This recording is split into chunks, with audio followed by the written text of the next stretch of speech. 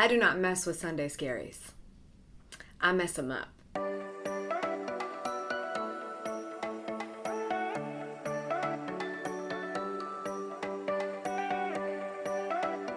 Hey there, welcome back to Amy TV. I know how Sundays can get you down a little bit, thinking about the week ahead of you. It can be a little overwhelming. The Sunday scaries set in and you just feel like you are completely helpless. But that is no mindset to be in at the beginning of every single week when you're trying to go after the life that you want. So today I wanted to share 7 things that you should not be doing on Sunday nights so that you can make sure you are not letting the Sunday scaries get to you and you can start your week with the most success. Before we get started, let's make sure we continue to rock every week together by hanging out every Sunday and Wednesday. That's when I upload a video here on Amy TV, and you should subscribe to make sure you don't miss it. There's also a notification bell if you're feeling like some bonus points for today. All right, if we want to have the best week ever, then these are the 7 things that you need to stop doing on Sunday nights. Number 1, letting Monday happen to you. The easiest thing that you can do is just kind of like sit around all day dreading the fact that Monday's gonna happen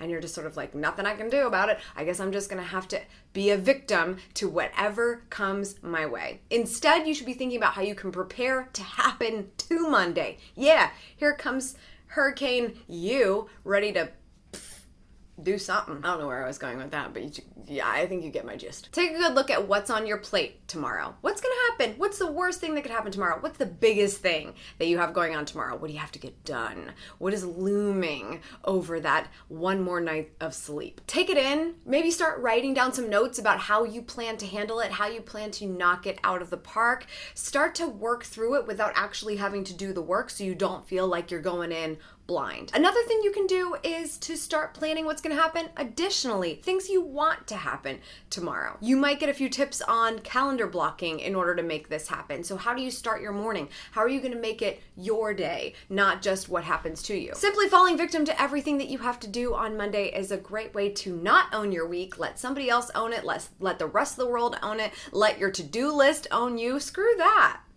No, thank you. Don't let Monday happen to you. Happen to it and plan on what that's going to look like. Number 2, you gotta stop sleeping in some dirty sheets. Now, this has been a ritual of mine for a lot of years. I would say at least 5 religiously. At minimum, I am washing my sheets every Sunday morning and making sure that I'm going to bed on Sunday night to start my week fresh in some fresh sheets. I mean, it's really great. Not only are you feeling good about you're in a nice clean bed, starting your week off right, but you're also, I feel, more likely to get up and make the bed the next day because you know everything is fresh and clean and you're trying to make sure you feel good every night you go to sleep that week. And quite frankly, there is nothing better than going to sleep in a made bed. I get anxiety about going to bed when the bed is unmade and it's all messy and I'm like, ew, I'm supposed to get comfortable in that right now? Way worse if they're like dirty sheets for how long? I wish I could wash them more than once a week, but I think that would be a little overkill and I don't actually have that time. Number 3, stop assuming you're gonna know what to eat tomorrow morning. Because if you don't know now, you won't know tomorrow when you're in a scramble letting Monday happen to you. Take a look at the fridge, see what you have, what can you plan to eat in the morning that's going to make you feel good. If you are a first thing in the morning breakfast person, I usually wait, you guys know, I tend to wait a little bit until mid-morning. But whatever that thing is, I still don't leave time for it to be a decision-making process.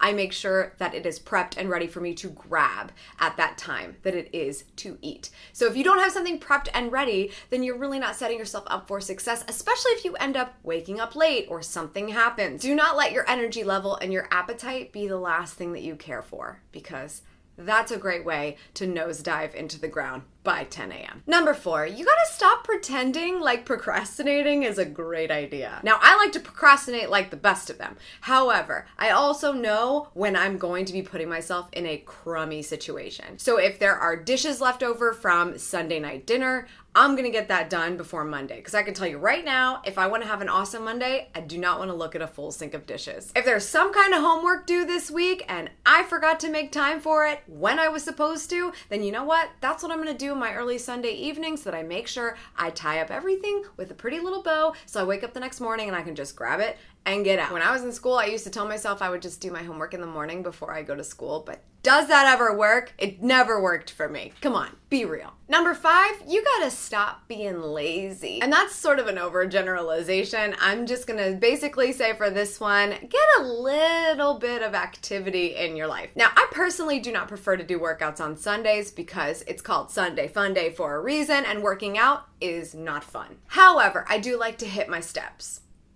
So finding a way to exert a little bit of energy and keep yourself feeling good on a Sunday, especially when you're like, ugh, I gotta work out tomorrow, I gotta go do my things tomorrow, I gotta work tomorrow, I gotta do school tomorrow, whatever it is. If you really are not feeling at your best on Sunday afternoon, Sunday evening, go for a little walk, take it outside, do something on the treadmill in your gym if it's like winter or whatever. Don't be lazy and just use a little bit of energy so that you can gain some energy back tomorrow. Just a little bit of activity is not just great for you and your body, but it's so amazing for the mind and anything that might be stressing you out, especially when it's Sunday scary time and Monday is looming. Number 6 is not making time for self-care. So it's a lot harder to just go to sleep if you never really get your whole self there. So what I like to do for this is like skincare for the face. Skincare for the face puts me to sleep. It makes me feel like it's time to start settling in. And if you want to put your body to sleep a little bit more efficiently, then hopefully you stop drinking caffeine like way earlier in the day and you have a little bit of nighttime sleepy time tea or something like that. Do a face mask for your skin, do some reading time for the mind. All of these things start to tell your whole body that it's like time to chill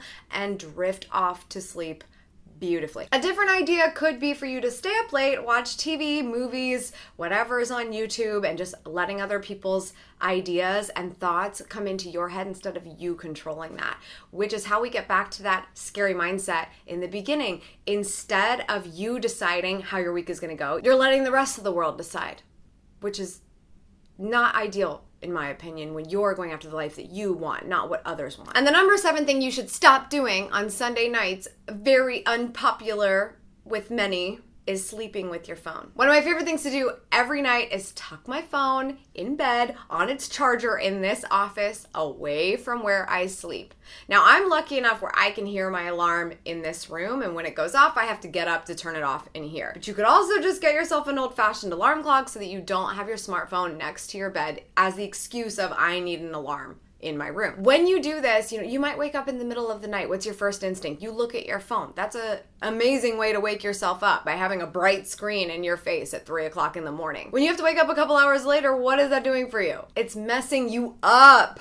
It's gonna make your Monday terrible. Or maybe you forgot to turn your phone on Do Not Disturb and you've got notifications going off when you're trying to get a good night's sleep. What if you did all this other stuff before bed? What good are they if you let your phone disrupt all of that? Ask Vincenzo. My phone is on Do Not Disturb all the time. Sometimes I forget. Sometimes I pretend to forget that I didn't turn it off. And he knows all you gotta do is call me 3 times in a row and Do Not Disturb stops working. Stops working. It's gonna break through. So if there's an emergency, somebody's gonna call you 3 times. They're gonna call you probably more than 3 times if you don't answer the phone. Technology is our friend, people, but not if we're trying to sleep. So find a place for your phone to sleep, because if it is so important to you, then you would have given it the same rights as every other family member in your house and given it a bed of its own. Those are my 7 things that I recommend you stop doing on Sunday nights if you want your week to be amazing. I hope that you'll take some of that advice, but I would love to hear from you. What's something that you do every Sunday night to set yourself up for success? Leave that in the comments below. If these tips were helpful, make sure you leave a thumbs up on this video. That tells me that I'm doing something right and that you want to see more. So please do that. That'd be great. That's all for today. Thank you so much for tuning in. I appreciate it as always. Make sure you subscribe for good vibes and remember to continue to go after the life that you want. Cheers.